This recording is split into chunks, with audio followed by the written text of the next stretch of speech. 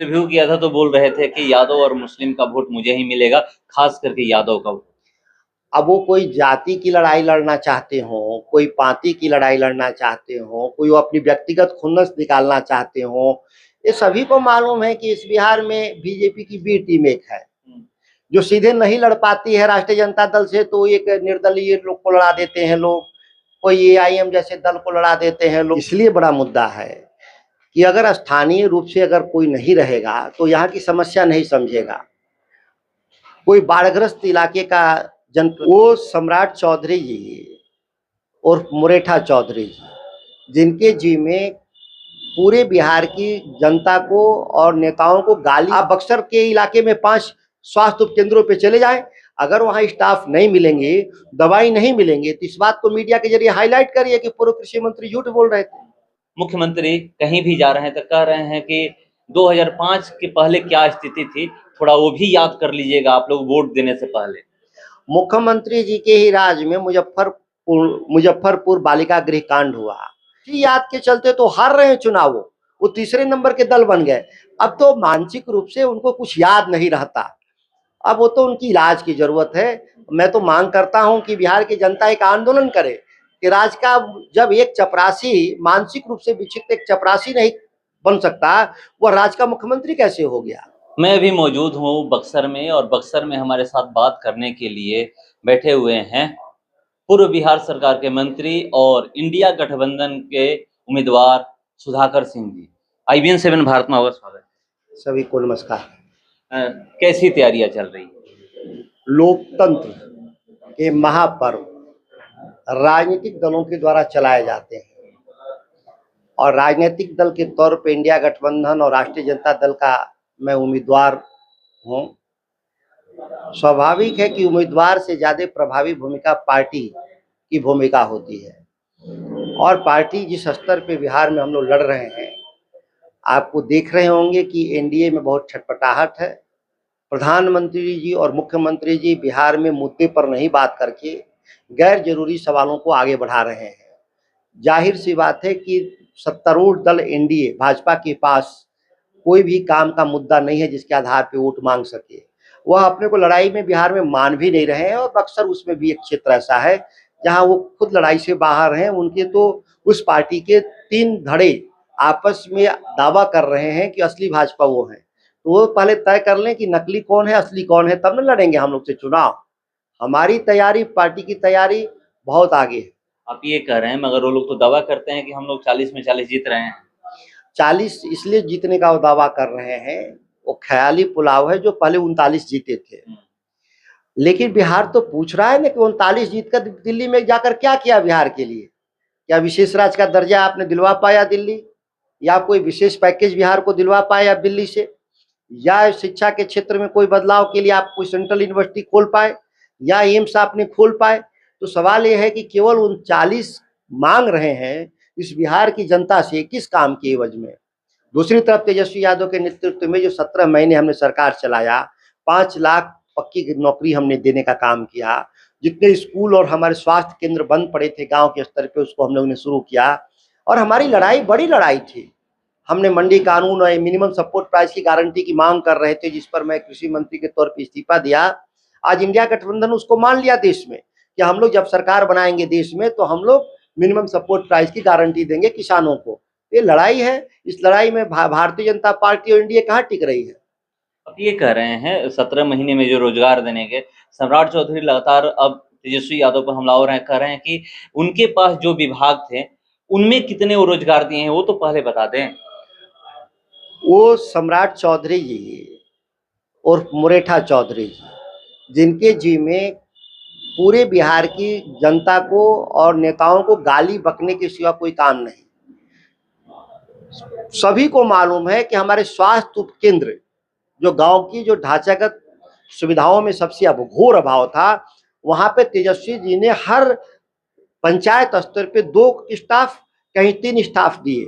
जो बंद पड़े थे हॉस्पिटल वो स्टार्ट हो गए, और सभी दवाई वहां उपलब्ध है आज के दिन में। इसकी जांच आप कर सकते हैं मेरे बयान को कि हम जो आपसे कह रहे हैं उस सत्यता है कि नहीं। आप बक्सर के इलाके में 5 स्वास्थ्य उपकेंद्रों पे चले जाएं, अगर वहाँ स्टाफ नहीं मिलेंगे, दवाई नहीं मिलेंगे, तो इस बात को मीडिया के जरिए हाईलाइट करिए कि पूर्व कृषि मंत्री झूठ बोल रहे थे। सवाल यहाँ पर ये भी है, आप लोग ये कह रहे हैं और मगर यहाँ पर मुख्यमंत्री कहीं भी जा रहे हैं तो कह रहे हैं कि 2005 के पहले क्या स्थिति थी, थोड़ा वो भी याद कर लीजिएगा आप लोग वोट देने से पहले।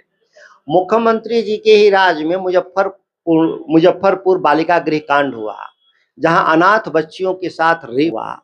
उस रेप करने वाले जो संचालक थे ठाकुर, उनके साथ नीतीश कुमार बर्थडे पार्टी में भोज खा रहे हैं, जिसके राज में राजकोष का लूट हुआ, ट्रेजरी लूट, सृजन कांड जो भागलपुर में 3,000 करोड़ रुपए, यह सब बिहार की जनता को याद है। इसी याद के चलते तो हार रहे हैं चुनाव, वो तीसरे नंबर के दल बन गए।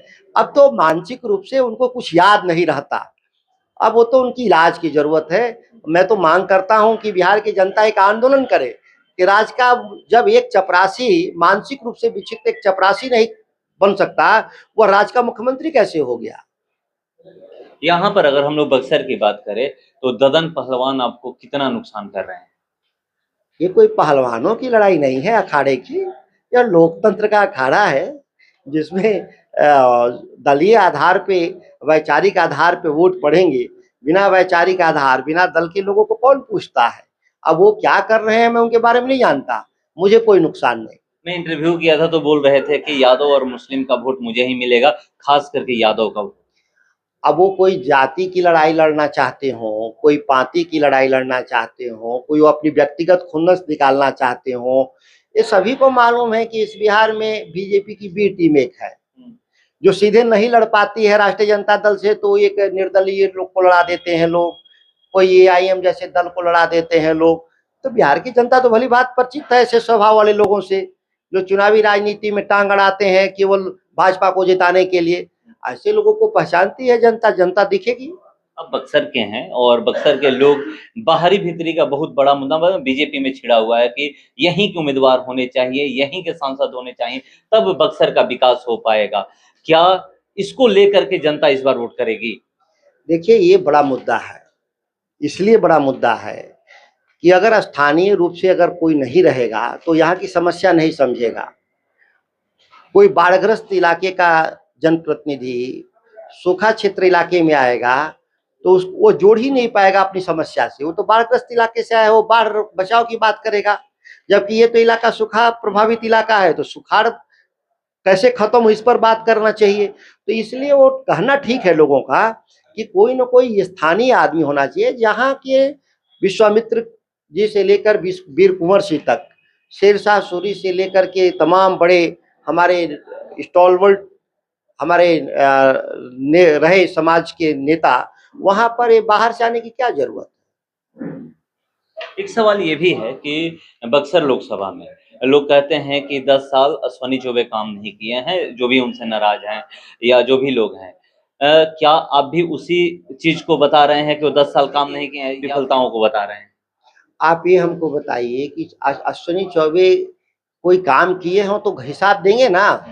याद करिए ठीक से कि जब मैं एक विधायक के तौर पे अपने क्षेत्र में 600 करोड़ योजनाओं का शिलान्यास और उद्घाटन किया 2 महीना पहले, तो स्थानीय सांसद से लोग सवाल किए और केंद्र में मंत्री थे कि आप भी कुछ किए हो तो शिलान्यास उद्घाटन कर दीजिए। तो उन्होंने 78 योजनाओं का शिलान्यास उद्घाटन किया, जिसकी पूरी कीमत 15 करोड़।